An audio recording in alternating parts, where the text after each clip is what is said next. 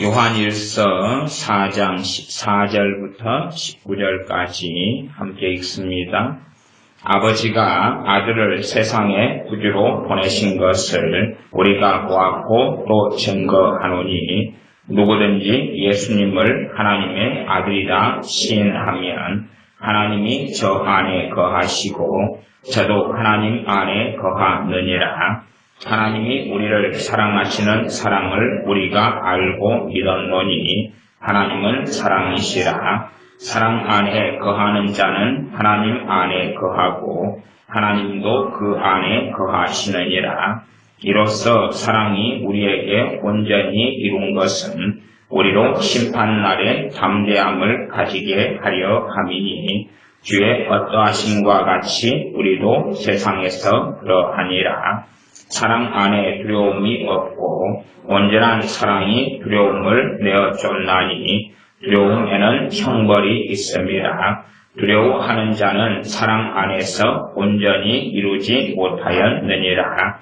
우리가 사랑함은 그가 먼저 우리를 사랑하셨습니다. 아멘. 15절 말씀에 보면 누구든지 예수님을 하나님의 아들이라 시인하면 하나님이 저 안에 거하시고 저도 하나님 안에 거하느니라. 우리의 신앙생활 우리가 하나님을 섬기는 것의 출발점, 시작점은 우리 주 예수님을 하나님의 아들이라 시인하는 것이다 말씀합니다. 우리 주 예수님을 하나님의 아들이라 시인하고 인정하고 고백하는 것을 통하여 하나님께서 그렇게 우리 주 예수님을 하나님의 아들이라 시인하는 사람 안에 거하시고 그 사람도 하나님 안에 거한다 말씀합니다. 이게 시작점이지요. 우리 주 예수님을 하나님의 아들이라 시인하는 것에 대한 또 더 깊이 있는 출발점의 내용은 14절에 나왔는데 14절을 제가 읽어보면 아버지가 아들을 세상의 구주로 보내신 것을 우리가 보았고 또 증거하노니 예수님을 하나님의 아들이라 시인한다는 것의 근본적인 의미는 우리 주님께서 예수님께서 세상의 구주이시다 하는 것을 믿는 것입니다. 주님께서 세상의 구주이시다 하는 것, 그 세상 안에는 당연히 죄인인 우리와 내가 있지요. 나의 구주이신 것, 나의 구원자이신 것을 우리가 믿는 것입니다. 주님께서 나의 구원자 되시는 것, 어디에서 구원하십니까? 첫째는 죄에서, 두 번째는 죄의 삭슨 사망이요. 하는 하나님의 진노와 심판에서 나를 구원하시는 것을 믿는 것, 그것을 예수님을 하나님의 아들이라 시인하는 걸로 성경은 연결하고 있습니다. 이제 예수님을 하나님의 아들이라 예수님을 나의 구주라 믿는 사람들에게는 제가 경험해 볼 때는 두 가지의 갈림길이 있는 것 같습니다. 어떤 갈림길이냐 그러면 예수님을 믿는데 그 믿는 사람 가운데 한 부류의 사람은 우리 주 예수님께서 자신의 죄를 위하여 값을 지불하셔서 생명을 주셨고 피를 흘리셨고 고난을 받으셨다는 것을 믿는데 한 부류의 사람은 그럼에도 우리 주 예수님을 사랑하지 않습니다. 또 한 부류의 사람은 우리 주 예수님을 그러기 때문에 사랑합니다. 이렇게 두 부류의 사람이 나누어지는 것 같습니다. 한순간에 어떤 결정론이 되어지지는 않겠지만 우리 주 예수님을 믿고 영접합니다. 물론 주님을 이제 영접한 사람이 주님을 알 수는 없습니다. 주님을 아주 미미하게 약간 아는 것에 불과합니다. 단지 그냥 복음의 말씀 몇 마디 정도만 듣고 주님을 영접하기 때문에 실상 신약 성경의 자세한 내용도 모를 것이고 주님께서 어떻게 우리를 사랑하셨는지도 세세하게 알지 못합니다. 그냥 예수님께서 당신을 구원하시려고 십자가에서 죽으셨다. 당신이 우리 주 예수님을 영접하면 주님께서 십자가에 흘리신 그 피가 당신을 위한 흘린 피이고 주님께서 죽으시고 부활하신 것을 통하여 당신이 하나님의 진노의 심판에서 구원받게 된다 하는 기본적인 복음을 전하고 그러고 주님을 영접하고 믿습니다. 그러면 이제 주님을 영접한 사람들에게는 공통점이 뭐냐 그러면 평안이 임합니다. 평안. 내가 너희에게 평안을 주노라. 평안이 임합니다. 평안이 임하는데 그 평안이 각 사람마다 길게 갈 수도 있고 짧게 갈 수도 있습니다. 그건 이제 그 사람의 문제, 그 사람과 하나님과의 문제입니다. 평안이 임하는데 정말 놀라운 평안이 임할 수도 있고 혹은 맛배기 정도의 평안이 임할 수도 있겠습니다. 이런 평안은 여러분이 우리 주 예수님을 영접하셨을 때에 다 대동소이하게 경험하셨을 줄로 압니다. 그리고 이제 아주 큰 평안이 임하는 사람과 아주 약하게 혹은 어떤 사람은 3일, 어떤 사람은 하루, 어떤 사람은 석 달, 열흘 이렇게 그 평안 때문에 너무 행복하고 걱정도 없어지고 불안도 없어지고 낙심도 없고 천국같이 그렇게 경험하는 사람도 있을 것입니다. 그렇게 이제 낯선 예수님, 정말 낯선 분이죠. 그 낯선 예수님께서 하나님의 아들이신데 정말 나하고 상관없는데 나는 천덕꾸러기이고 죄 가운데 살고 하나님을 찾지도 않고 많은 죄를 짓고 한 나를 위해 선행을 행하지도 않고 의롭지도 않고 하나님 보시기에 옳지도 않고 오히려 하나님 없이 살아가는 걸 즐겨하는 나를 위해서 내가 하나님을 찾지도 않고 구하지도 않았을 때에 나를 위하여 죽으셨다는 것을 듣고 그 주님에 대하여 마음을 열고 영접합니다. 주님을 고백하고 시인하지요. 그때에 성령님께서 그 믿는 사람 위에 임합니다. 그리고 그 사람은 평안을 누리고 또 때로는 기쁨도 누립니다. 거기에서 이제 두 가지 갈래로 나눠진다는 이야기예요. 그 평안을 누리고 기쁨을 누리면서 주님을 사랑하는 사람은 그 기쁨이 계속 되어져 가고 주님을 평안을 누리고 기쁨을 누리는데 주님을 사랑하지 않습니다. 주님을 사랑하지 않는다는 것은 주님에 대해 관심이 없다는 이야기고 관심이 없으니 하나님 말씀도 무관심하고 또한 예배 드리는데도 관심이 없고 기도하는 것도 관심이 없고 주님을 사랑하는 것에 대하여 주님께서 날 사랑하셔서 죄인된 나를 위하여 생명을 주셨는데 나는 어떻게 보답할꼬? 꼭 문둥병자 10명이 주님을 만나러 왔습니다. 문둥병에서 치유시켜달라고 10명이 왔을 때 주님께서 너희 그 몸을 제사장에게 보여라 말씀하셨고 이 비참한 삶을 살아가는 문둥병자 한센병에 걸린 이 나환자 문둥병자 10명이 주님의 말씀에 따라서 제사장에게 몸을 보이려고 가는 중에 10명이 전부 다 문둥병에서 나음을 입습니다. 그 비참한 삶에서 되돌이켜져요. 달라지고 변화되죠. 신체가 온전하게 됩니다. 다시 가정으로 돌아갈 수 있고 직장을 가질 수 있고 거지로 구걸하는 사람으로 굶어 죽어가고 병들어 죽어가고 아파 죽어가고 죽은 시체조차도 불태워버리는 비참한 삶이 아니라 이 정상적인 삶, 사주육신이 멀쩡한 정상인의 삶 또한 가족들에게 돌아갈 수 있는 사람이 됩니다. 그런데 그 문둥병자 10명 중에서 한 명만 주님께 돌아옵니다. 한 명만 감사하다. 나를 문둥병에 치료해 주셔서 감사하다고 한 명만 돌아옵니다. 그리고 9명은 주님께 돌아오지 않습니다. 어떤 면에서는 당연한 거지요. 내가 치유되는 건 당연한 거야. 오, 너무 기쁘고 좋은 일이네. 그러면 이제는 식당에 가서 밥부터 먼저 먹어야 되겠다. 이 기쁜 소식을 엄마에게, 아빠에게, 가족에게 전해야 되겠다. 이제 다시금 내 직장으로 돌아가야 되겠다. 과거에 내가 문둥병에 걸려가지고 그 전에 결혼하려는 여자가 있었는데 결혼 못하고 문둥병자가 되어서 비참하게 쫓겨났는데 다시 가서 이제 건강하게 되었기 때문에 결혼하자고 사랑한다고 이야기해야 되겠다. 뭐 각자의 사연이 있었겠지요. 그러면서 단 한 명만 주님께 돌아옵니다. 주님께서는 그 한 명에게 묻습니다. 그 한 명에게 책망하시는 게 아니라 묻는 것입니다. 또한 주변 사람들에게도 동일한 질문을 던지시는 것이기도 합니다. 나머지 9명이 어디 있느냐? 나머지 9명이 어디 있느냐 묻습니다.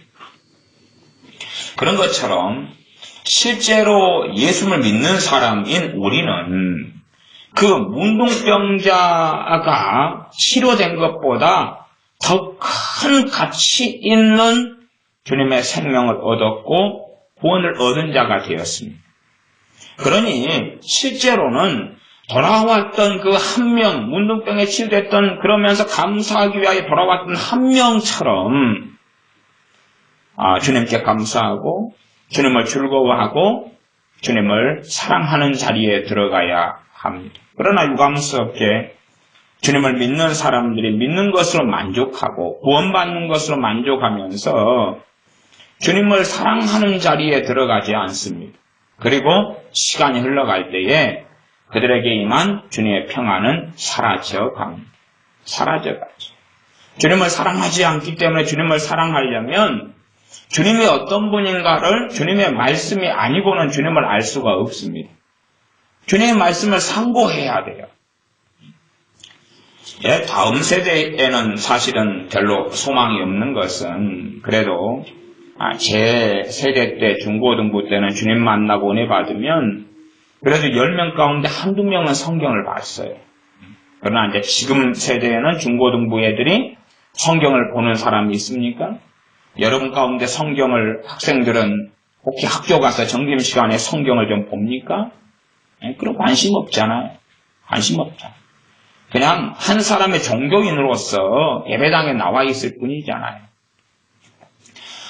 저는 이제 고등학교를 마치고 대학교를 갔기 때문에 타지에서 대학 생활을 할 때에 친구들하고 밤 11시까지 함께 도서관에서 공부하고 11시 되면 도서관 문을 닫아요. 대학 도서관 문을. 11시에 나와서 근처 교회로 함께 기도하러 가요. 11시에서 걸어서 가면 11시 15분, 20분 되면 교회 도착해요. 예배당에. 거기에서 이제 함께 기도해요. 12시까지는 기본적으로 기도해요. 그런데 이제 지금은 청년들 가운데 기도하는 사람이 어디 있느냐 그 말이에요. 하나님 말씀에도 관심이 없지, 기도하지도 않지. 그러니 그들에게 임한 주님의 은혜가 평안은 신속하게 사라져가지. 문제는 평안만 사라진다 그러면 큰 문제가 없다고도 여겨질 수 있으나 주님을 영접한 다음에 영적인 눈이 뜨이기 시작합니다. 영적인 눈이 뜨이기 시작해요. 주님의 살아계신 걸 알기 시작해요. 무엇이요? 내 영이, 내 영혼이 우리 주 예수님께서 영원하신 하나님의 아들이시며 그분 자신이 창조주 되신다는 것을, 구원자 되신다는 것을 내 영혼이 알기 시작해요. 그러다가 주님을 사랑하지 않게 되면서 주님께 무관심하게 되면서 이 영적인 눈이 띄어지고 그런 것이 다시 닫혀지고 사라지고 없어져 버리고 말아요. 주님을 알만한 것이 나타났다가 그 다음에 이것이 점점 사라져가요. 그 다음에 실제로 다음 세대에는 유감스럽게 많은 사람이 환상과 꿈을 꾸지만 미국이나 유럽 교회처럼 그렇게 교회들은 죽어버릴 것이고 사라져버릴 것이고 교회는 나이트클럽으로 변할 것이고 문을 닫아버릴 것이고 건물을 남겨놓는 것이야 그 다음 세대만 가도 아무 의미가 없을 거예요. 우리 동네는 교회 건물만 해도 몇 개입니까? 700개. 인구 30만 대인데 700개. 이 700개의 예배당 건물이 과연 10년 안에도 700개일까요? 10년 안에도? 10년 안이 되면 600개? 500개? 20년이 되면 400개 줄어들겠지. 예배당 건물은 매물로 나올 거예요. 사라져갈 거예요. 큰 예배당을 지어놨는데 텅 비어갈 거예요. 대한민국은 예외입니다. 그건 거짓말이고, 전 세계 교회는 이미 그걸 증명했어요. 대부흥이다, 부흥이다, 그건 헛소리고, 그런 건 없어요. 그러니 그런 길을 우리는 걸어가게 될 거예요. 걸어가게 될 거예요. 왜냐하면, 지금 세대, 다음 세대는 주님을 사랑하지 않기 때문에 그렇지. 단지 주님을 영접한 것으로 만족하지. 주님께서 나를 위해서 얼마나 큰 희생을 치르셨는가에 대해서는 관심이 없거든요. 주님께서 나를 사랑하셔서 얼마나 큰 값을 지불하셨는가는 관심이 없거든요. 어떤 것에 관심이 있습니까? 받는 것. 그래서 참으로 우리에게 있는 하나님의 은혜를 신속하게 없애버리는 것 중에 하나가 뭐냐 하면 우리의 이기심입니다. 이기심. 그래서 우리 자녀들이 참 좋은 열매를 맺으려면 밭을 좋게 만들어 주어야 돼. 밭을 좋게. 주님께서 씨 뿌리는 비유를 통하여서 땅이 4가지 땅이 있다. 4가지 땅은 누구를 이야기합니까? 사람을 이야기하죠. 사람. 한 사람은 땅이 길가 땅이에요. 밟고 밟아서. 다시 말하면 그 밭 땅을 사람 혹은 한 걸음 나아가면 그 사람의 마음이라고 말할 수 있는데, 땅을 짓밟아버린 길이 됐던 땅은 땅땅하고 굳어버린 땅이기 때문에 더 이상은 씨앗이 뿌려져도 뿌리를 내릴 수 없는 딱딱한 꽃이 되고 말았어요. 그런 경우는 아무리 씨앗을 뿌려도 답이 없는 거죠. 어떤 분이 제게 그러시더라고요. 목사님, 내 아들이 예수님을 안 믿는데 내 아들에게서 귀신마 좀 쫓아내 주십시오. 마귀마 좀 쫓아내 주십시오. 그러면 내 아들이 금방 변화될 것 같아요. 변화는 하나님 말씀이 그 아들에게 떨어져서 뿌리가 나고 싹이 나고 열매가 맺혀야지 변화되는 거예요. 그때에 100배, 60배, 30배 열매가 맺히는 거예요. 그러하면 사실은 우리가 우리 자녀를 어떻게 양육해놨느냐 하고 관련이 깊어서 하나님께서는 자녀를 바르게 양육해라고 말씀을 하시지요. 돌짝밭, 돌멩이로 가득한 밭이 되었을 때는 씨앗이 떨어져도 잠깐 뿌리가 난 다음에 그 다음에 뿌리가 약파서 말씀이 인하여 환란이 일어났을 때에는 뿌리가 말라서 죽어버려서 열매를 맺지 못한다. 가시덤불은 세상의 염려, 돈의 유혹, 재물의 유혹 이런 것을 통하여서 열매를 결국은 맺지 못한다. 그리고 옥토밭만 열매를 맺는다. 그러하면 이 열매를 맺지 못하게 하는 우리의 인성, 우리의 됨됨이 그러한 많은 것이 문제가 되는데 그런 것 중에 하나가 이기심이 됩니다. 이기심. 자기만을 아는 거예요. 자기만을 아니까 주님께서 생명을 주셔도 생명을 받은 사람이 뭘 원하겠습니까? 더 주십시오. 더 내놓으십시오. 아마 주님께서 2번 생명을 주셨다 그래도 그런 사람은 더 원할 거예요. 더 내놓으십시오. 더 내놓으십시오. 그러나 그렇게 되지는 않는다는 사실이에요. 아니 예수를 믿는 사람들이 그런 삶 속에 많이 들어가 삽니다. 주님의 생명을 받고 구원을 받고 은혜를 받았는데 그러나 주님을 사랑하게 되기보다는 더 뭔가를 내달라고 이야기합니다. 물론 우리는 기도에서 응답받고 병들었을 때 주님의 이름으로 치유받고 또한 원수 마귀 역사할 때 우리 주 예수님의 이름으로 자유케 해야 됩니다. 하나님 말씀 우리에게 선물로 주시고 성령님을 선물로 보내시고 또한 하나님의 그 큰 은혜와 능력과 복을 당연하게 주시며 누리게 하십니다. 그러나 그런 측면하고 다르게 우리는 주님을 사랑하기보다는 점점 주님께 더 많은 것을 요구하는 길로 걸어가면서 주님하고 이제 마음과 뜻이 주님께서 우리를 사랑하심에도 불구하고 다른 길을 걷게 되고 주님의 평안이 우리에게서 사라져가게 됩니다. 오병이의 캠프 같은 데를 가면 중고등부 아이들이 거기에 참여합니다. 그리고 뜨겁게 찬양을 하고 때로는 철야기도 하고 촛불을 켜놓고 뭔가의 프로그램을 하면서 또 패션 오브 더 크라이스트 동영상을 틀어주고 감동을 받으면서 울고 회개하면서 예수를 영접합니다. 그런 일들이 종종 일어나요. 그때 이제 자기 아들, 딸이 그러는 것을 보고 부모가 함께 참여하는 경우는 야, 내 딸과 내 아들이 이번 기회를 통하여 정말 변화되겠구나. 정말 달라지겠구나. 게임 중독에 빠졌는데 게임도 안 하겠지. 또 못된 일도 안 하겠지. 정신 차리겠지. 공부도 잘하겠지. 변화되겠지. 그렇게 생각합니다. 그리고 집에 돌아가 뚜껑을 열어보고 하루 이틀 3일 지나볼 때에 하나도 변화되어 있지 않은 자식의 모습을 발견하고 마는 거지요.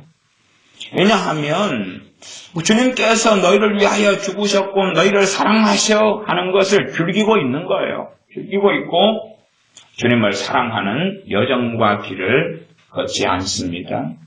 그렇기 때문에 얼마 동안은 기쁘고 평안하고 너무 좋고 그러면서 생각할 수 있습니다. 와, 내가 예수를 영접한다는 것, 영접할 때에 주님을 믿을 때에 내게 이렇게 평안이 주어지다니 내 마음이 어찌리 고요한가, 내 마음이 어찌리 평안한가, 너무 좋다. 이것이 바로 예수를 믿는 것이구나. 그렇게 이제 경험하지요. 어떤 분은 하나님에 대하여 성질을 내시더군요. 화를 내요. 왜 화를 내냐 하면 너무나 근심이 많은 삶, 너무나 고민이 많은 삶, 너무나 두려움이 많은 삶, 너무나 불안이 많은 삶을 살다가 우리 주님을 영접했는데 그 불안이 싹 사라지는 거예요. 그 근심이 다 사라지는 거예요. 그리고 평안이 막 임해요. 너무 좋더래요. 너무 좋아요. 그런데 그래서 그 사람은 생각했대요. 역시 예수님 믿어서 너무 잘했다. 생각했대요. 예수님 믿으니까 너무 좋다. 그런데 단 3일 만에 사라져버리는 거예요. 단 3일 만에.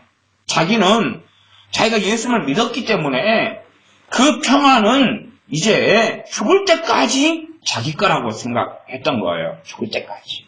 너무 좋구나. 그리고 3일 동안을 너무 재미나게 즐기고 살았어요. 평안을 예수님 영접하고 믿으니까 너무 평안하고 좋은 거예요. 근데 예수 믿는 건 이런 거구나. 그리고 3일 동안 당연하게 노래방 가고 나이트클럽 가고 자기 할 건 다 했지요. 예, 안 믿을 때 하는 삶을 그대로 다 살았어요. 예수 믿었으니까. 그런데 3일 만에 자기 거라고 생각했던 그 평안이 다 사라지고 나니까 상대적으로 너무 비참하고 상대적 박탈감, 너무 더 지옥 같은 거예요.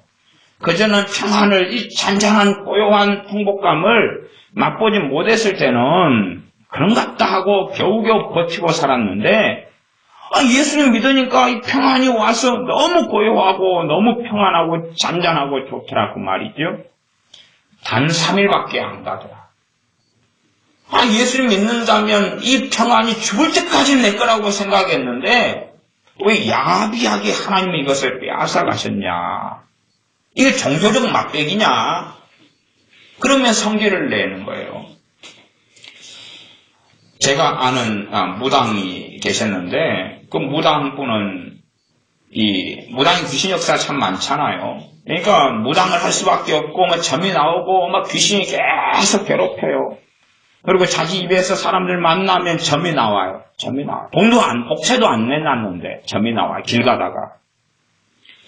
근데 어쨌든 그분한테는 우울증에 또 편집증에 항상 뭔가에 쫓기는 마음에 그렇게 사는 거죠. 악한 영 귀신들의 역사 속에서.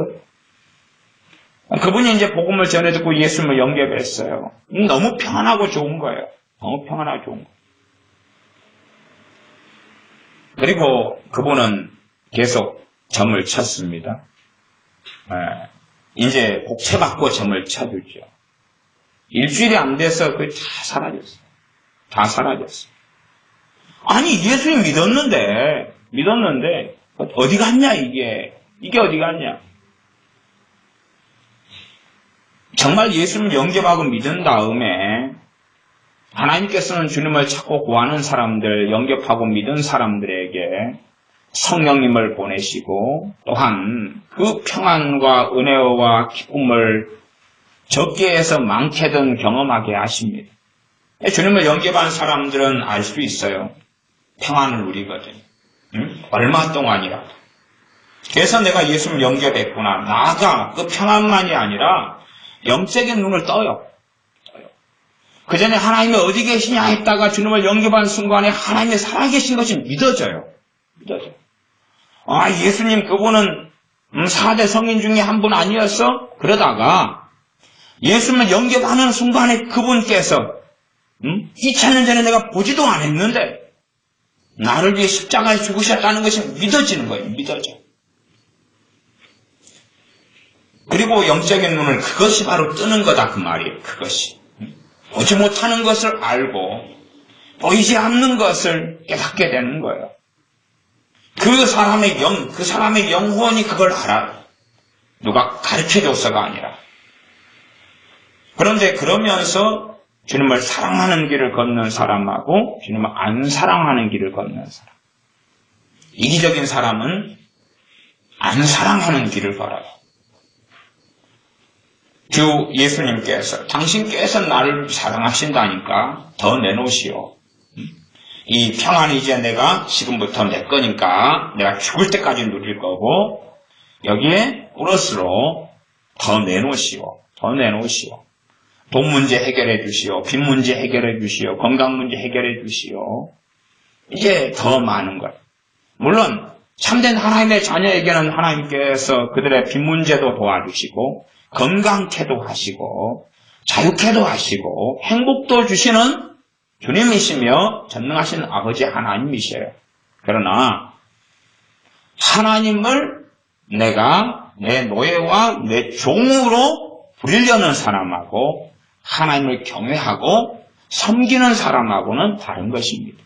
하나님을 경외하고 하나님을 섬기고 하나님을 존중히 여기고 하나님을 사랑하는 사람하고 하나님을 전혀 존중히 여기지도 않고 하나님을 경외하지도 않고 하나님을 사랑하지도 않는 사람하고는 다릅니다. 지금은 점점 더 희한해져 갔겠지만 예전에도 예수님을 영접하면 그 다음에 평안을 5명이 누려요. 5명. 5명이 영접했으니까 5명이 다 이제 평안을 누려요. 그리고 한 1년 뒤에 그 5명을 다시 만나요. 5명을 만나요. 그러면 그 가운데 1명은 지금도 평안을 누리고 있다고 해요. 지금도. 그리고 3명은 빠이빠이 그리고 없어요. 그리고 1명은 교회는 다녀요. 그런데 평안이 어딨냐 그래요. 그건 그때 주님을 영접했을 때 잠깐 누리고 사라진 거예요.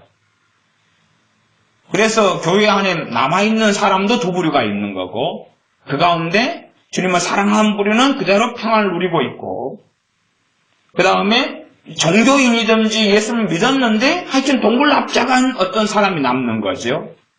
그리고 신앙생활을 계속 해가요. 그리고 이제 어떤 부류는 떠났는데 한 3분의 2 이상이 제 경험상에는 떠나고 없더라고요. 그리고 그런 비율과 통계는 지금은 훨씬 더 차이가 더 많아져서 주님을 영접한 사람 가운데 1년, 2년, 3년 안에 떠나는 사람들은 더 많아졌습니다. 오늘 요한일서 말씀에는 이렇게 이제 예수를 믿는 사람, 그래서 15절에 누구든지 예수님을 하나님의 아들이라 시인하면 하나님이 저 안에 거하시고 저도 하나님 안에 거하느니라 이렇게 시작해요. 하나님이 그 사람 안에 거하기 때문에 무엇을 누립니까? 평안을 누려요. 최소한 성령님의 이 9가지 열매들의 얼마간을 체험을 좀 해요. 그래서 사랑과 희락과 화평과 오래 참음, 자비, 양선, 충성, 온유, 절제라면 그러면서 주님의 사랑, 그러면서 하나님의 사랑을 맛을 봐요. 이제 사실대로 한다면 그 하나님의 사랑을 맛보고 경험하는 것에서 점점 그 사랑을 더 많이 누려가는 것으로 가야 되는 것이 하나님께서 우리에게 예비하시고 원하시는 그건 삶입니다. 그렇게 시작을 해요. 이제 그거까지가 15절, 16절. 하나님이 우리를 사랑하시는 사랑을 우리가 알고 믿었노니 하나님은 사랑이시라. 하나님께서 우리를 사랑하시는 사랑을 우리가 알고 믿었다. 복음을 통해서 예수님을 영접하면서 그러면서 우리가 영적인 눈을 떠가면서 아는 것은 하나님께서 우리를 사랑하시는구나. 그걸 알아요. 손바닥이 마주쳐야 소리가 나는 것처럼 하나님께서 우리를 사랑하시는 것을 알고 깨달아요. 물론 이제 믿기 때문에 조금이겠지. 조금일 거예요. 조금 하나님의 사랑을 알고 깨달으니까 그 사랑을 조금 누려요. 그 다음에 그 사랑을 알고 깨달으면서 내가 그 사랑에 화답을 해요. 화답을 해요. 그러면 이 사랑은 더 많이 깨달아지고 알아져요. 그리고 누려요. 다시 나를 먼저 사랑하시고 죄인된 나를 값없이 의롭다 하시고 그 아들의 생명을 주시고 그 아들의 생명을 통하여 내 죄의 값을 지불하시는 아버지의 사랑을 내가 더 알고 믿고 거기에 화답할 때에 더 많은 아버지의 사랑이 우리의 마음에 부어져요. 그러나 우리가 하나님 아버지의 사랑을 이제 알기 시작하고 경험하기 시작하는데 화답하지 않아요. 거기에 응답하지 않아요. 이기심처럼 하나님께서 나를 사랑하신다고요? 좋은 이야기 들었습니다. 그거 내 지금 좀 경험하고 있어요. 반가운 소식이에요. 그런데 내가 아쉬운 점이 있네요. 일단은 그런 것보다 내게 더 필요한 것이 있는데 물질로 좀 해결해 주세요. 물론 하나님께서는 물질을 주시는 분이고 필요를 채우시는 하나님이십니다. 그러나 그 방식과 그 요구, 우리의 요구가 하나님을 경외함과 하나님을 사랑하면서 하나님을 의지하면서 오는 요구가 있고 하나님을 이용하는 데서 하나님을 시험하는 데서 오는 요구가 있습니다. 이제 하나님을 이용하고 시험하는 데 오는 그 요구, 그 기도는 결국은 하나님의 사랑이 부어진 것이 사라져버리게 만듭니다. 주님을 영접하면서 우리가 하나님 안에 거하기 시작했어요. 그리고 하나님께서 우리를 사랑하시는 그 사랑을 우리가 알게 되고 믿게 돼요. 이제 하나님을 조금 믿고 우리 주님을 인자 믿었으니까 아는 것도 조금일 거고 그 다음에 믿는 것도 조금일 거예요. 하나님의 사랑을 믿는 것만큼 그 사랑을 누릴 수가 있지요.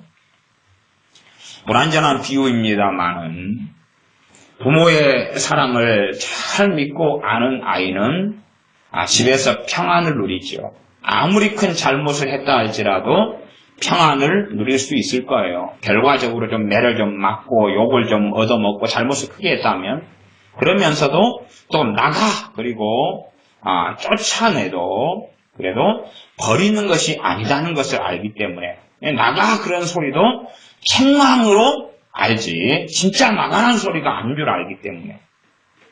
그런데 부모의 사랑을 잘 모르는 자식은 큰 사고를 친 다음에 부모도 성질 나서 말하죠. 나가. 그러니까 그 사랑을 모르니까 진짜 나가버리는 거예요. 그 나가는 것도 한편으로 부모의 사랑은 알지만은 거기에서 마음이 틀어져 가지고 부모에 대한 보복의 일환으로 나가버리는 거예요. 내가 나가서 밤새도록 안 들어올 때에 엄마 아빠 속이 얼마나 상하는지 한번 당해봐라. 뜻입이죠. 그게 정상적인 사랑의 화답이 아닌 거죠. 그런 자녀들의 삶은 가정 안에서 평안하게 지내고 살 수가 없겠지요. 하나님의 사랑을 정말로 믿고 아는 사람은 하나님 안에서 쉼과 안식을 얻을 수 있을 것이고, 하나님의 사랑을 알고 믿지 않는 사람은 쉼과 안식을 얻을 수 없을 거예요. 정말로 내가 주님 안에 거하고 주님을 영접하고 믿었을 때에 주님을 사랑해 가는 사람은, 왜요? 주님께서 나를 먼저 사랑하셨고 아버지께서 나를 먼저 사랑하셨기 때문에 바르게 반응하는 거지. 그러면서 더 놀랍게 하나님의 사랑을 더 알게 되고 깨닫게 됩니다. 그러면서 그 사랑을 누리고 살아가며 16절은 하나님은 사랑이시라. 사랑 안에 거하는 자는 하나님 안에 거하고 하나님도 그 안에 거하시느니라. 하나님께서 사랑 안에 거하는 그 사람 안에 거하는 것을 그 사람은 누리지요. 여기서는 이제 조건이 달려 있습니다. 앞에는 예수님을 시인하는 자, 하나님 아들로 시인하는 자 이렇게 나왔는데 여기는 어떤 조건이냐 그러면 같이 예수님을 믿는 사람이라 할지라도 사랑 안에 거하는 자는 이렇게 나왔으니 반대로 한다면 사랑 안에 거하지 않는 자는 반대되는 의미를 같이 담고 있는 말씀이 됩니다. 말하자면 모든 믿는 사람들에게 자동적으로 해당되는 구절이 아니라 그 말이에요. 아니고 사랑 안에 거하는 자는 하나님 안에 거하는 그러한 삶을 살고 하나님도 그 안에 거하시는 삶. 물론 처음에 출발은 예수님을 영접하고 믿음으로써 하나님 안에 거하는 걸로 출발하게 되었습니다. 17절 이로써 사랑이 우리에게 온전히 이룬 것은 우리가 심판날에 담대함을 가지게 하려 함이니, 그 사랑이 온전하게 우리에게 이루어졌다. 온전히 이루어진 것이 뭐겠습니까? 십자가입니다. 온전히 하나님의 사랑이 이루어지고 완성된 것이 십자가예요. 우리를 위해서 진노를 받은 그 자리가 바로 우리를 위해서 사랑을 완성한 그 자리입니다. 그러함에 전능하신 하나님께 나아가 우리 주님께 더 큰 사랑을 요구할 것 자체가 없습니다. 최고의 사랑을 보여주셨고 최고의 사랑을 주셨기 때문에, 그러함에 최고의 사랑을 주셨는데 그보다 덜한 사랑은 얼마든지 주실 수 있는 거죠. 말하자면 주님의 사랑, 하나님의 사랑의 맥시멈을 보여주신 거예요. 맥시멈, 최고치를, 그것 이상 넘어설 수 없는 최고치의 사랑을 아버지께서나 아들께서나 보여주시고 주신 거예요. 이게 온전히 그 사랑을 이루셨다는 이야기예요. 그래서 그것을 통하여 심판날에 담대하게 하려고 하나님을 믿지만은, 그러나 그 사랑 안에 거하지 않는 사람은 하나님에 대한 두려움이 생겨날 수밖에 없습니다. 하나님을 무서워할 수밖에 없다 그 말이에요. 하나님을 무서워할 수밖에 없어요. 이게 이제 양자 간에 이 문제가 생겨납니다. 하나님을 경외하는 것은 맞는데 문제는 그 사랑 안에 거하지 않는 사람은 하나님을 무서워하게 되기 시작. 하나님을 무서워하게 되기 시작. 주님을 무서워하게 되기 시작해요. 자기에 있는 하나님에 대한 무서우니까 가까이 하기 어렵겠죠. 가족 안에 아버지가 있다 그러면 아버지가 무섭다면 자녀는 아버지를 가까이 하지 않으려고 그럴 거예요. 괜히 가까이 했다가는 무슨 일이 벌어질지 모르잖아요. 그것처럼 하나님을 무서워해요. 물론 하나님을 무서워한다 그럴 때에 많은 사람들은 나는 하나님 안 무서워하는데 그럴 수 있어요. 그러나 사실은 그 사람 깊은 곳에는 하나님에 대한 무서움을 가지고 있는데 그걸 자기가 발견하지 못하는 사람들이 참 많아요. 하나님을 무서워하니까 하나님께 아빠 그리고 쉽게 달려갈 수 있어요? 없어요? 없어요. 하나님을 쉽게 문제와 어려움과 고난과 아픔 속에 쉽게 찾을 수 있어요? 없어요? 없어요. 왜? 사랑을 온전히 이루셨으나 그 사랑 안에 거하지 않기 때문에 그래요. 그 사랑 안에 거한다는 첫 번째 의미는 뭐냐 하면 당연히 이제 맨 처음은 주님을 영접함으로 그 사랑 안에 거하지요. 그 다음은 그 온전히 이루는 사랑을 믿는 거예요. 믿는 거예요. 지금 앞에 나왔잖아요. 그 사랑을 알고 믿었노니 그랬잖아요. 알고 믿어요. 하지만 믿지만은 믿는 것이 수준이 틀려요. 꼭 우리의 자녀들이 이번 시험에 열심히 공부했습니다. 그렇게 말하지만 열심히 공부한 수준이 다 다를 거 아니에요. 아는 것도 수준이 틀려요. 아는 것만큼 또 믿게 되겠죠. 믿는 것도 수준이 틀리죠. 그래서 그 하나님께서 사랑하신다는 것을 알고 믿는다면 그 알고 믿는 것을 통하여서 사랑 안에 거하게 됩니다.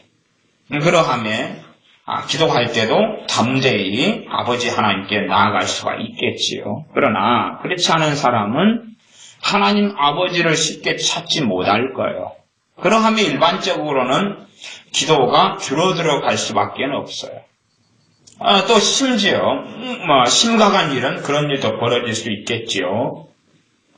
기도를 하는데 하나님께서 역사하시기보다는 마귀가 역사하는 일도 심각하게 많이 벌어질 수가 있을 거예요. 그렇다는 이야기는 그 사람은 하나님의 사랑을 알고 믿었다가, 물론 처음 주님을 영접할 때 알고 믿게 된다 그랬죠. 조금이라도. 거기에서 자라가고 그리스도를 아는 데서 자라가라. 하나님을 아는 데서 자라가라. 하나님을 아는 지식을 가져라. 하면 요한 1서 4장의 말씀을 통해서는 하나님의 사랑을 아는 데서고 그리스도의 사랑을 아는 데서죠. 에베소서에 보면 바울의 기도에서 그런 기도, 사랑의 높이와 깊이와 넓이와 길이가 어떠함을 깨달아 하는 기도가 나와 있는 것을 우리가 압니다. 그러니 하나님을 아는 데서 그분께서 얼마나 나를 사랑하시는지, 누구 안에서요? 우리 주 예수님 안에서요. 그러나 그것을 이제는 눈이 가려워지고 주님을 사랑하지 않는 사람들에게는 이제 그 영적인 눈이 가려워져서 점점점 모르게 되겠지요. 그리고 그에게 들어오는 것은 두려움이 들어올 수밖에 없습니다. 18절 말씀, 사랑 안에 두려움이 없고 그랬죠. 이 사랑 안에 두려움이 없고, 지금 현재 이 사랑을, 그래서 성경 문맥적으로 잘 보셔야 돼요. 여기 18절에 사랑 안에 두려움이 없고 그럴 때 지금 이 사랑은 어느 사랑을 중심으로 이야기합니까? 16절로 가면 하나님이 우리를 사랑하시는 사랑을 이야기하죠. 하나님이 우리를 사랑하시는 사랑이죠. 내가 하나님을 사랑하는 것 이전에. 그 다음에 이제 그 반응으로서 우리가 하나님을 사랑하는 것, 우리가 주님을 사랑하는 것까지도 포함시킬 수 있습니다. 그러니까 첫 번째는 사랑 안에, 그러면 하나님께서 우리를 사랑하시는 그 사랑을 믿고 아는 거죠. 알고 믿는 것. 그럴 때 무엇이 없어진다고요? 두려움이 없어져요. 그러면 우리가 두려움을 극복하지 못하는 근원적인 문제는 마귀 역사가 세서나 아니면 나의 성격적인 결함이나 저는 지금 고소공포증을 이야기하는 게 아닙니다. 누가 고소공포증이 없다 그러면 다리에다가 줄을 묶어가지고 50m 높이에다가 매달아 놓으면 돼요. 바람 부는 날 바다 깊이는 50m 이렇게 떨어지면 죽는데, 그리고 실의 두께도 얍실하게 바람 불면 끊어질 정도로 해놓으면서 두려움이 없는 사람을 단련을 시켜보면 10중 8구 줄이 끊어져 죽겠지요. 더군다나 썩은 동아줄로 묶어놓으면 끔찍하고 몸무게가 무거울수록 끔찍하겠지요. 그래서 고소공포증을 이야기하는 게 아니에요. 정말로 우리가 하나님의 사랑을 믿는 사람들은 뭘 쫓아내죠? 두려움을 쫓아내요. 두려움을 쫓아내게 되지. 왜요? 보호자가 있으니까. 안식처가 있으니까. 당연히 아시는 대로 하나님이 얼마나 위대하신지, 하나님께서 얼마나 능하신지, 하나님께서 얼마나 지혜로우신지, 하나님께서 얼마나 광대하신지, 하나님께서 얼마나 전능하신지, 알기 때문에, 더군다나 그런 하나님께서 우리 아버지가 되신다는 것을 알기 때문에 이 두려움이 없어지는 거죠. 그래서 없고라는 것은 어떤 면에서 결과적인 말씀을 하는 것이기도 합니다.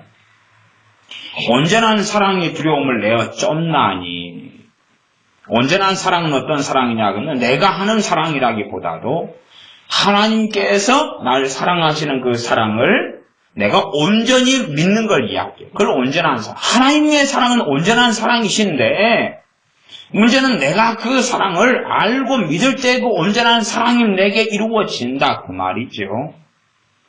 그래서 온전한 사랑이 두려움을 내어 쫓는다. 온전한 사랑이 두려움을 내어 쫓는다. 물론 제가 이 18절 같은 성경을 해석할 때에 제가 지금 오늘 본문의 문맥 속에서 해석하는 거기 때문에 다른 시간에 이 본문을 가지고 해석하고 이야기하면 온전한 사랑을 이야기할 때 좀 다르게도 이야기할 수 있어요. 그런데 제가 해석의 어떤 다양성이 여러분이 있다는 것까지는 이해를 하셔야 돼요. 문맥상에서 다양성의 해석이 있습니다. 그러나 물론 틀린 해석이 함께 존재하겠지요. 온전한 사랑이 두려움을 내어 쫓는다. 그리고 이제 문제는 두려움에는 형벌이 있습니다. 말씀합니다. 두려움이 계속 남아있다면 그것은 무엇을 가지고 온다고요? 형벌을 가지고 온다. 형벌을 가지고 온다. 두려움이 있는 것만큼 하나님 말씀을 진리기 때문에 하나님의 보호를 제대로 받지 못하는 부분이 생겨나겠지요. 두려움에는 형벌이 있다. 그러면 온전한 사랑, 하나님의 그 온전한 사랑, 십자가의 그 사랑은 온전할 뿐만 아니라 이루어진 사랑이며 완벽한 사랑입니다. 17절로 돌아가면 이로써 사랑이 우리에게 온전히 이룬 것은 이걸 요즘 번역식으로 하면 완성된 사랑을 완성시키셨으니 그런 번역이 됩니다. 사랑을 완성시키셨으니. 당연히 하나님께서 우리를 사랑하신다고, 사람을 사랑하신다고 구약에서부터 말씀하셨습니다. 그럼에도 하나님의 공의와 진노, 거룩하심은 그대로 있어 왔어요. 그리고 이제 사랑하셨기 때문에 아들을 보내셨어요. 그것만으로 우리를 사랑하신다고 그 사랑이 완전히 이루었다고 말할 수는 없는 거죠. 거기에서 나아가서 그 아들을 화목제물로 삼으셔서 우리의 죄를 위하여 하나님께서 죽이셔야지만이 우리가 이제 하나님의 사랑이 완전히 이루어진 것을 믿겠습니다. 이런 비유야 얼토당토 않지만은 아빠가 아들한테 야 아들아 아빠가 너 사랑한다. 사랑하기 때문에 너 생일날에 용돈 얼마 주고 케이크를 어떻게 해주고 또 어디 놀이공원에 데리고 가주마. 그렇게 했어요. 그 다음에 이제 그 약속을 하나도 안 지킨다면 아마 그 아들은 아빠의 사랑을 의심할 수 있을 거 아니에요. 아무리 사랑한다고 그러지만 말뿐인 사랑은 실제로 사랑이 아니겠죠. 전능하신 하나님께서 우리를 사랑하시는데 말뿐인 사랑을 하시는 게 아니라 최고의 사랑을, 완성된 사랑을 그 아들을 죽이시면서 우리의 죄를 위하여 어린 양으로 제물로 삼으셔서 죽이시면서 사랑을 하셔서 이루셨다는 사실이고, 이것을 바르게 믿고 깨닫는 사람, 이런 사람은 두려움이 쫓겨나가게 된다는 사실입니다. 사랑하는 두려움이 없으니 첫째는 하나님께 나아가는데 무엇이 없습니까? 두려움이 없어요. 두려움이 없어요. 하나님께 나아가는데, 하나님을 찾는데, 하나님을 의지하는데 두려움이 없어요. 심지어는 우리의 허물 중에, 우리의 넘어짐 중에, 우리의 죄악 중에 그 죄를 가지고 하나님께 나아가는데 두려움이 없어요. 왜냐하면 우리가 지은 이 죄 때문에 아버지 하나님께서 그 아들을 십자가에 다시 죽여야 하는 것이 아니기 때문에 그렇습니다. 세상적으로는 한 100만 원 돈을 맡겨놓고 100만 원 안에서 써라 그랬고, 100만 원을 다 써버렸다면, 그 다음에 이제 110만 원치 뭘 쓴다 그러면, 그 가게나 슈퍼 같은 데서 그런 이야기가 나오지 않겠습니까? 이미 지불된 건 다 썼습니다. 10만 원치 더 쓰려면 돈을 더 지불하세요. 그러겠지요. 그러나, 우리 주 예수님의 십자가에 흘리신 그 보혈은 우리의 죄에 대하여 그 죄가 얼마나 심각하더라도 그것 이상으로 감당할 만한 고난이며 피 흘리심이시며 대속이라는 사실이에요. 근데 부족함이 없다는 사실이죠. 부족함이 없다는 사실이에요. 이 세상의 어떤 것은 항상 유한하지만 그러나 주님의 흘리신 그 보혈과 주님의 대속하심과 주님의 어린 양 되셔서 십자가를 지심으로 죄 값을 지불하시는 그 죄에 대해서는 정말로 무한하게 주님의 피가 죄를 사하고 속하며 값을 지불하셨다는 사실입니다. 그렇기 때문에 그 사랑을 믿는 사람, 하나님의 사랑과 그 아들의 사랑이 되겠지요. 믿는 사람은 두려움이 없다. 언제라도, 어느 때라도, 어느 자리에라도 주님에게 나아갈 수 있는 거예요.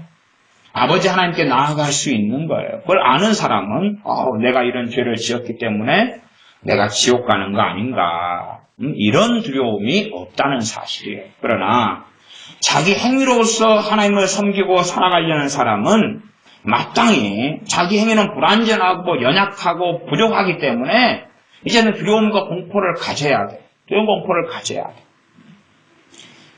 주님이 재림하실 때에 믿는 사람은 공중으로 들려올라 가는데 그걸 휴거라 그럽니다. 그럼 나는 휴거 될까 말까, 안 될 거야 하는 두려움을 꼭 가져야 돼.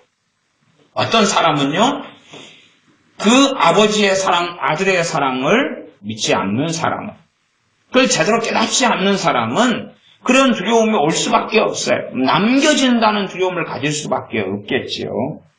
사랑 안엔 두려움이 없고 온전한 사랑이 두려움을 내어 쫓나니. 이 온전한 사랑은 절대 우리가 하는 사랑은 아닙니다. 왜?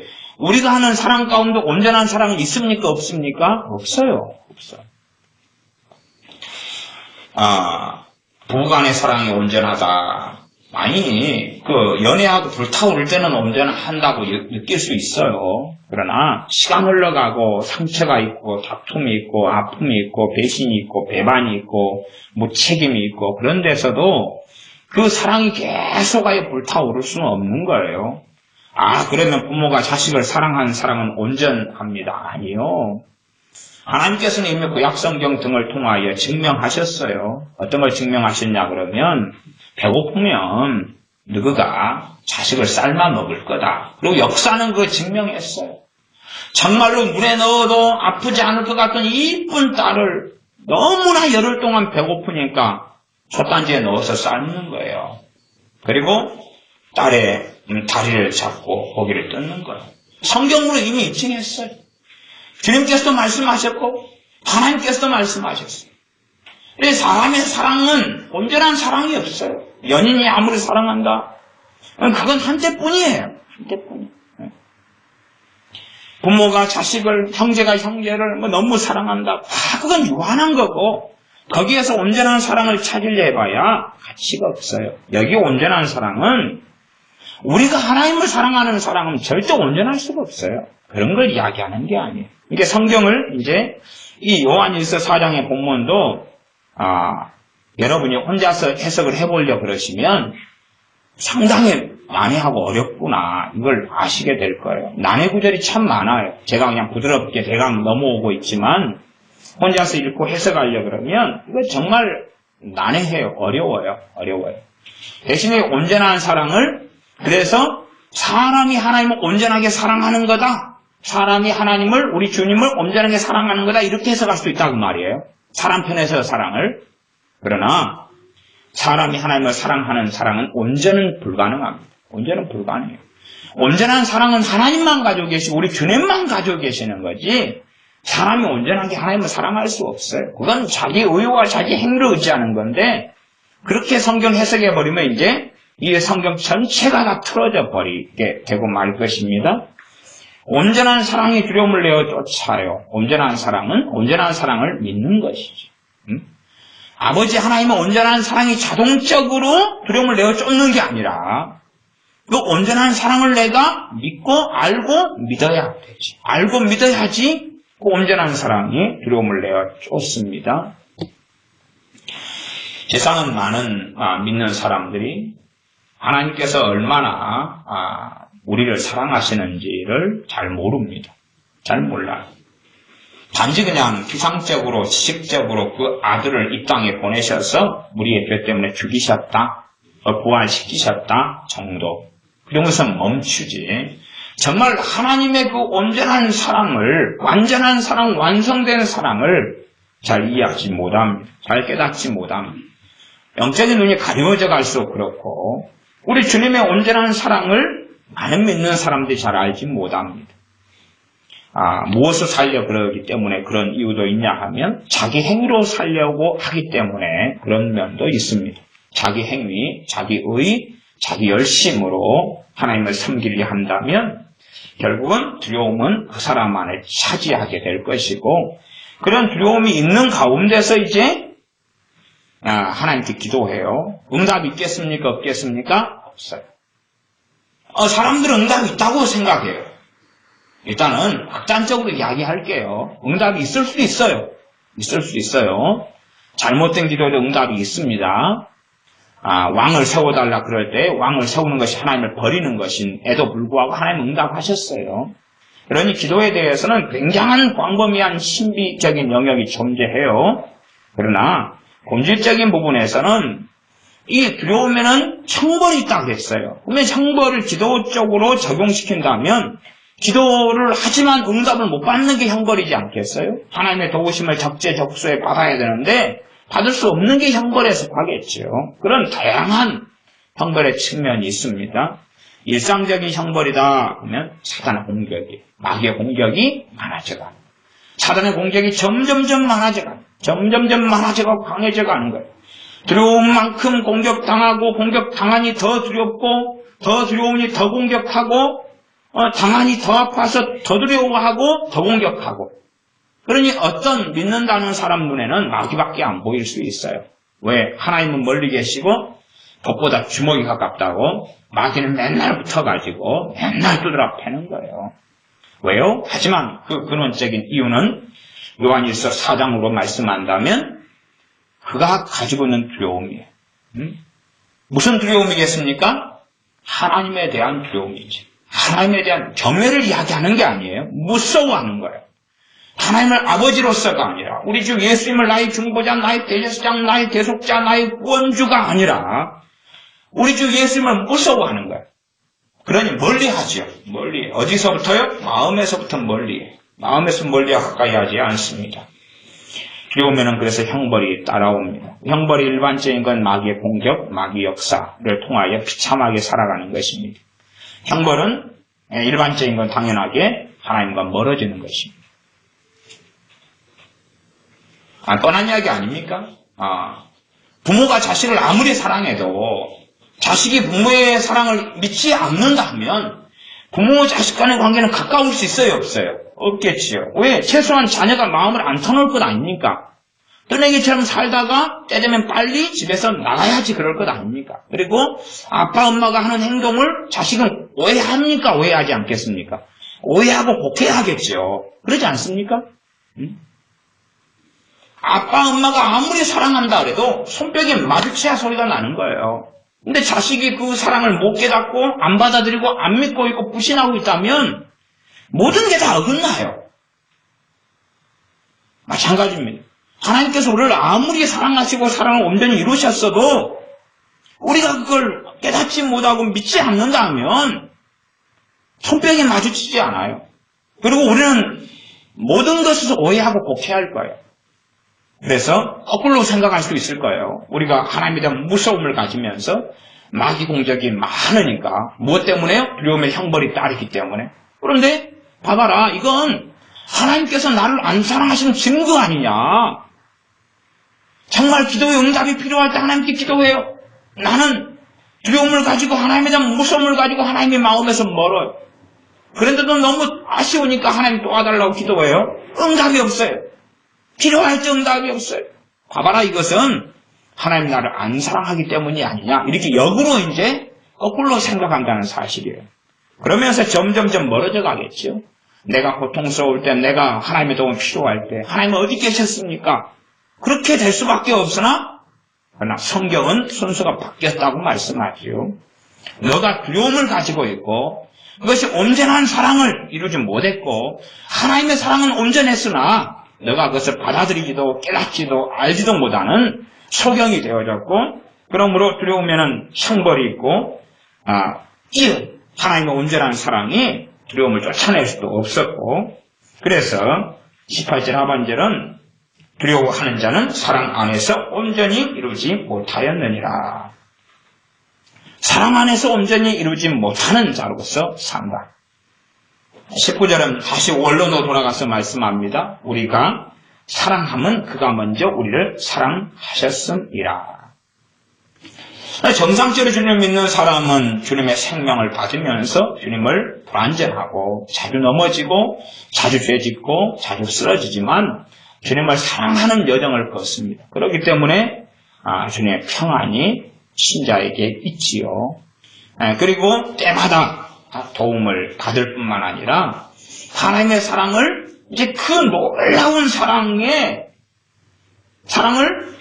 조금씩 깨닫고 알아가기 시작합니다. 조금씩. 이제 더 알아가기 시작하고 깨달아가기 시작해요.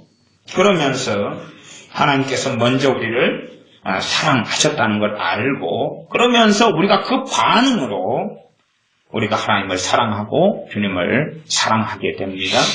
자연스러운 반응으로 아버지께서 우리를 사랑하시니 우리가 사랑할 수밖에 없고, 주님께서 우리를 사랑하시니 사랑할 수밖에 없고, 그러면서 우리 안에 있는 두려움을 내어 쫓고 주님을 만나는 심판날에 담대함을 가지게 되고, 우리가 자주 요한일서 말씀에는 너희가, 요한일서 1장에는 그렇게 말씀하지 않습니까?